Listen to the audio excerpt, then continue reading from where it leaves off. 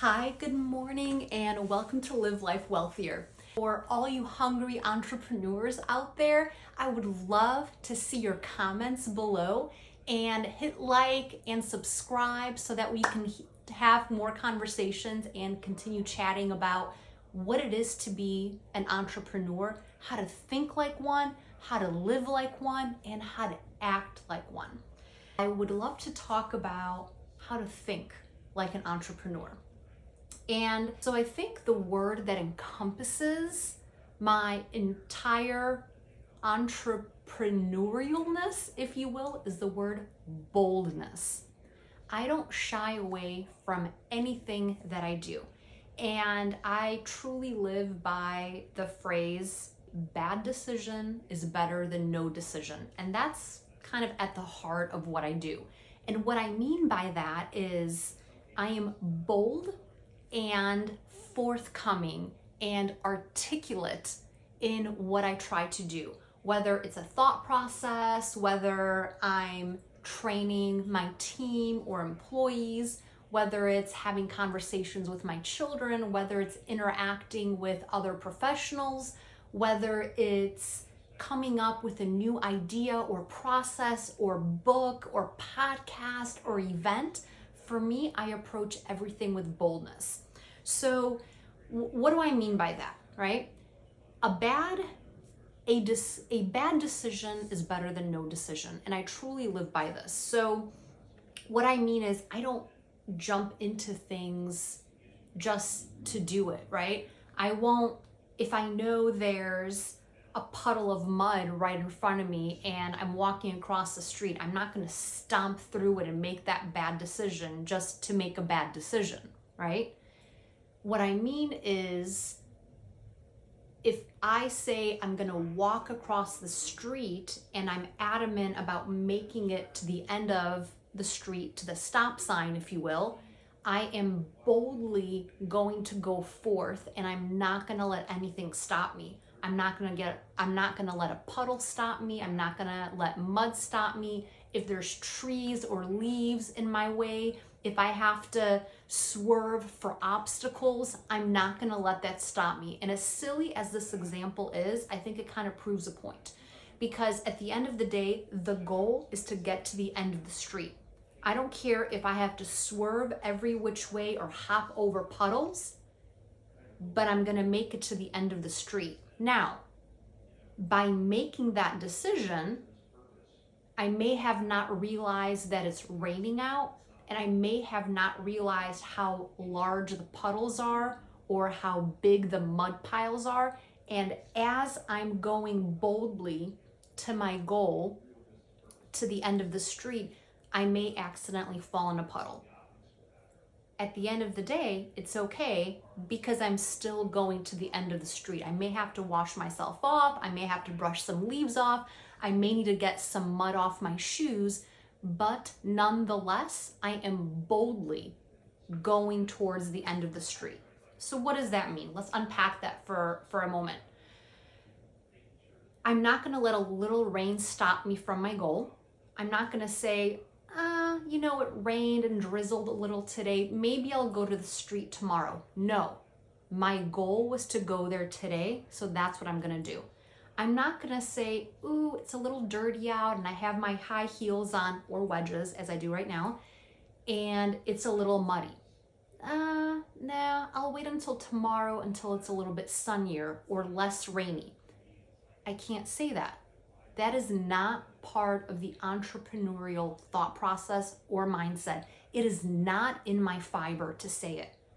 It doesn't matter what's going on. I am still going to my goal. I'm going to meet it and I'm going to be bold and I am going to go to the end of the street, period.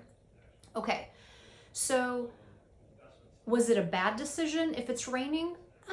Maybe I could have waited an additional 30 minutes and wait until it stopped drizzling, or maybe I could have done it in another day. And I could have weighed out those options in this specific example. And if those options made sense, maybe I would have chosen them. But to drive this point home, I made the decision I was going to do it today. And as long as my life wasn't in danger, which it wasn't, And as long as the benefit outweighed the little obstacles that I had to come across or hop over or swerve around, it's still worth it. So that example, I feel like anyone can identify with, right? And that is kind of the fabric, the cellular makeup, if you will, of how an entrepreneurial mind works. Boldness can come in many, many different ways.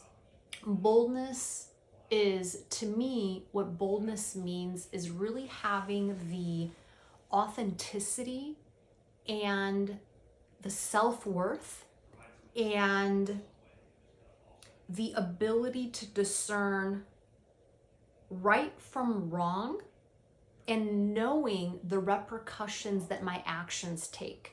So my first and foremost thought process when I'm being bold and moving forward with a project and moving forward with the decision that I make is to make sure that I'm authentic.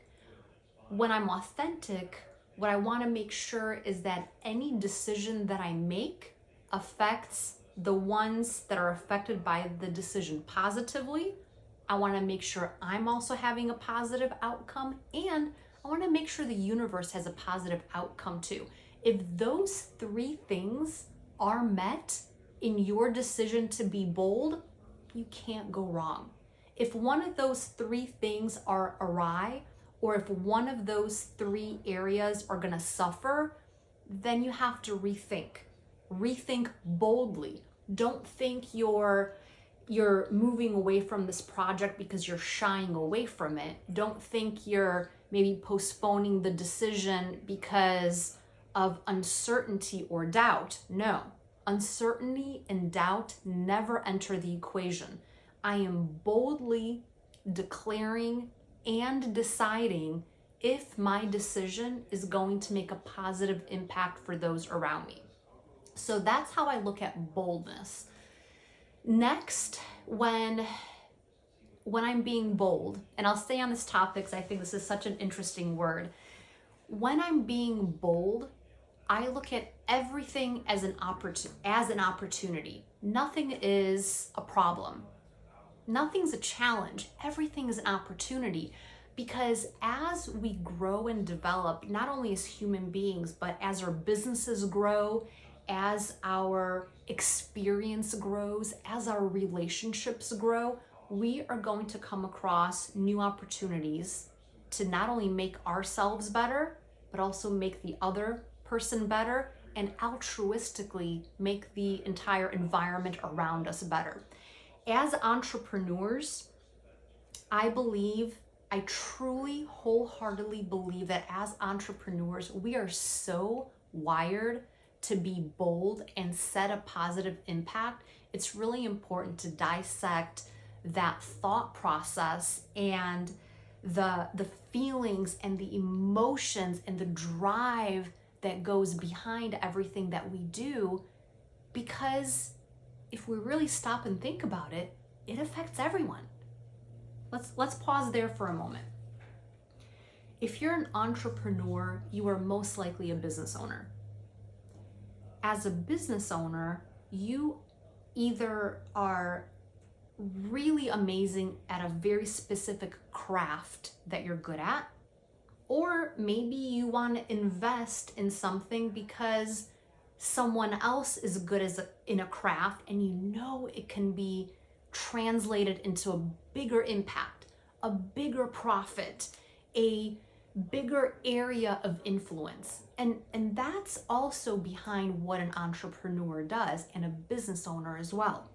So knowing that wiring inside of us is already directing us to be bold and take chances.